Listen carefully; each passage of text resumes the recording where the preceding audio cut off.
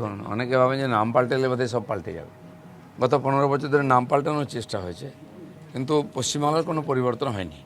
তো এবারে নাম পাল্টাপাল্টি তো করে সেটা হলো না, বাকি পরিবর্তনটা আমরা করব। এতগুলি দপ্তরে আপনি যাচ্ছেন, আপনার সঙ্গে আধিকারিক থেকে শুরু করে সচিব এমনকি কর্মীরা পর্যন্ত কথা বলছেন। সেভেন্থ পে কমিশন, বকেয়া ডিএ, এগুলি নিয়ে এখনো পর্যন্ত কোনো আবদার বা অনুরোধ কি আপনার কাছে এসছে? সে তো আমাদের পার্টি ম্যানিফেস্টোতে বলেছে, ঘোষণা করে দিয়েছে, এটা আমরা করব। এবং প্রথম ক্যাবিনেট মিটিংয়ে সোমবার দিন অর্ধেক কাজ হয়ে গেছে, এগুলো পেন্ডিং ছিল, বাকিগুলো প্রসেসে আছে।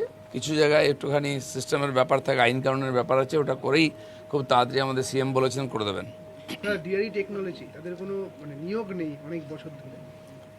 টিচারই নেই, বাকি কি নিয়োগ হবে? সব জায়গায় ক্রাইসিস। পঞ্চায়েত সেকশন আমি গিয়ে দেখলাম, একজন লোক 4টে পঞ্চায়েতে কাজ করছে, 4 জনের কাজ। তো যেরকম হবে সেই গতিতে চলছে।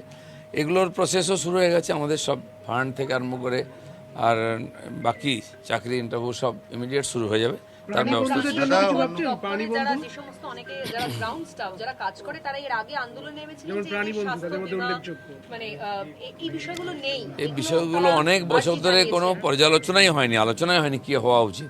সেই জন্য কাজের গতিও তাই হয়ে গেছে।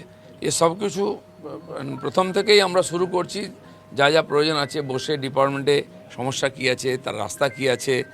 তো সকালে আমি গেছিলাম যে ডিপার্টমেন্টে আর এগ্রিকালচার মার্কেটিং, সেখানে এই ধরনের প্রবলেম আছে, সেগুলো আমি শুনছি। এরপরের ক্যাবিনেট মিটিংয়ে বিষয়গুলো রাখবো, তারপর ধীরে ধীরে সমাধানের চেষ্টা আপনি হবে। প্রাণী সম্পদ বিকাশের মন্ত্রী এবং গরু পাচার এই বিষয়টিকে আপনি কিভাবে না, এই ধরনের কোনো ইনলিগাল কাজ চলবে না। কাল সিএম বলে দিয়েছেন সব বন্ধ, ডিএমদের বলে দেওয়া হয়েছে।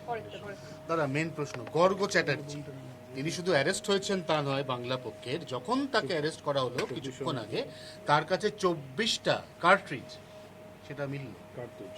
দেখুন, এদেরকে প্রমোট করা হতো, এরা পক্ষ বলে অবাঙালিদের দোকান ভেঙে দেওয়া, গালাগালি দেওয়া, অন্য পার্টিকে গালাগালি দেওয়া, আর শেষে দেখি ওখানে 21 জুলাই বসে থাকতো ডায়াসে। এই ধরনের অনেক হুলিগান তৈরি করা হয়েছিল বিভিন্ন নাম দিয়ে। এ পার্টিকে জেতাতো আর লোককে লুটপাট করতো। সব জায়গায় শুরু হয়ে গেছে অভিযান, দেখুন আপনি, সাফাই হয়ে যাবে। হাওড়ায় শামীম আহমেদ, তৃণমূলের এক নেতা, তার আন্ডারওয়ার্ল্ডে এক বিশাল সম রাজপ্রাসাদ, বাড়ির নিচে, ওপরে জরাজীর্ণ, নিচে বিশাল রাজপ্রাসাদ। এর আগে আমরা জাহাজ বাড়ি দেখেছি, আরও কত কত বাড়ি দেখেছি।